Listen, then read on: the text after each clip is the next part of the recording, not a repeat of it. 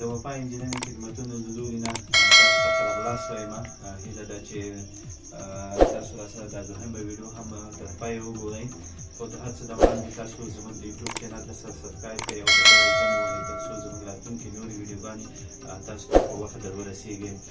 تېره ویډیو کې موږ جریب کشي څه ته وایي، د جریب کشي وسایل، د جریب کشي طریقې په هغې مو سره خبرې کړې وې. نن جریب کشي څه ته وایي او د اندازې او د قانوني سروې بشپړ معلومات همدې باندې سره نن بحث کوو. انشاءالله چې څومره زموږ په وس کې هغه ټول تاسو ته تشریح کوو درته. راځو اول دې ته چې جریب کشي څه ته وایي. نو جریب کشي د ځمکې د اندازه کولو هغه تخنیکي عمل دی چې د ځمکې حدودات، اوږدوالی، پلنوالی او مساحت معلوموي. یا دا موږ ته دا ښیي چې موږ دغه کومه ځمکه که جریب کوو نو د دغې ځمکې د جریب کشۍ په اړه باندې دا موږ ته ټول معلومات راکوي. یا موږ په بل عبارت سره ووایو چې دا هغه پروسه ده چې له لارې نه موږ پوهېږو چې د ځمکې کرښې، سرحدونه او اندازې دقیق ډول په دقیق ډول یې تاسو ته وښیو. یعنې بل که موږ داسې وایو چې دا هغه پروسه ده چې موږ پکې د ځمکې د سروې او د سرحدونو په دقیق ډول باندې د جریب کشۍ معلومات موږ ته راکوي. دا شان دې ته هم د لاین سروې هم ویل کېږي او د هر ساختمان یا د زراعتي پروژو لپاره دا لومړی ګام دی. بل موږ سره دی د جریب کشۍ د تعریف څخه وروسته بل موږ ته راځي د جریب واحد څه معنا لري. یعنې که موږ په افغانستان کې وګورو نو موږ جریب کشي په متر مربع سره کوو، خو شاید په بعضو سیمو کې په فوټ مربع سره کېږي. یعنې موږ داسې وایو چې د جریب هغه واحد چې دی یا به موږ ته په متر مربع سره وي، په متر مربع سره وي چې دی په انګلیسي کې دا واحد دغه دی، یا به په فوټ مربع سره.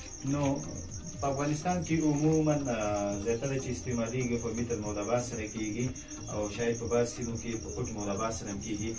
دا د جریب واحد څه معنا لري، یا به په متر مربع سره کېږي یا به په فوټ مربع سره کېږي. او لکه څنګه چې مې په لومړۍ ویډیو کې هم تاسو ته ویلي چې پخپله دغه یو جریب چې دی موږ سره یو جریب چې پخپله موږ سره دی دا 2000 متره مربع دی. جریب پخپله موږ سره 2000 متره مربع دی. بیا پخپله دغه یو جریب چې دی بیا 20 بیسوې دی. نو جریب 2000 متره مربع شو، یو جریب 20 بیسوې شو. بیا پخپله دغه یوه بیسوه چې ده دا بیا موږ سره 100 متره مربع کېږي. اوس نو 100 متره مربع یو بیسوه 100 متره.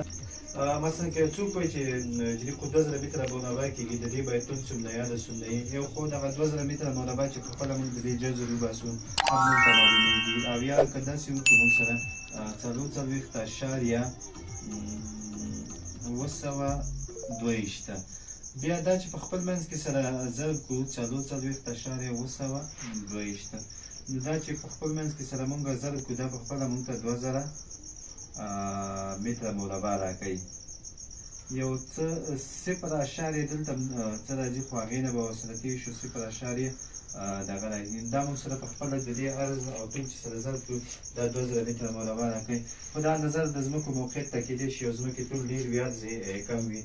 یا که داسې موږ فرض کړو مثلا موږ سره دغه یو ساحه شوله او دغه ساحه موږ سره شوله، نو که د دې دغه طوله 50 متره وي او عرض یې 40 متره وي، دا چې سره موږ په خپل منځ کې طول ضرب عرض، نو دا پخپله موږ سره د ځمکې طول ضرب عرض مساوي کېږي د مساحت سره. یعنې موږ چې اوس دلته ضرب کړو چې مثلا طول یې موږ سره دی 50 متره او ضرب یې 40 نو دا 4 په 5 کې 20 او یو صفر دا شو دا پخپله 2 صفر شو، دا موږ سره 2000 متره مربع شو.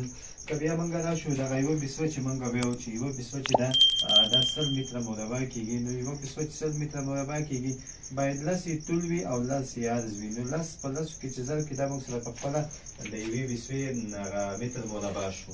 او د دې پسې بله ویډیو به موږ سره د جریب کشۍ د وسایلو په اړه وي او د جریب کشۍ د طریقې په اړه باندې به وي. نو انشاءالله زموږ راتلونکې ویډیوګانې هم درسره وګورئ. او زموږ د یوټیوب چینل سره سبسکرایب کړئ او د بیل ایکن وکړئ ترڅو په راتلونکي کې له داسې نورو ویډیوګانو څخه تاسو ته په وخت در ورسیږي او هم زموږ دغه کوم چینل چې دی دا د نورو ملګرو سره شیر کړئ او لایک کړئ او خپل نظرونه راته ختمي راکړئ.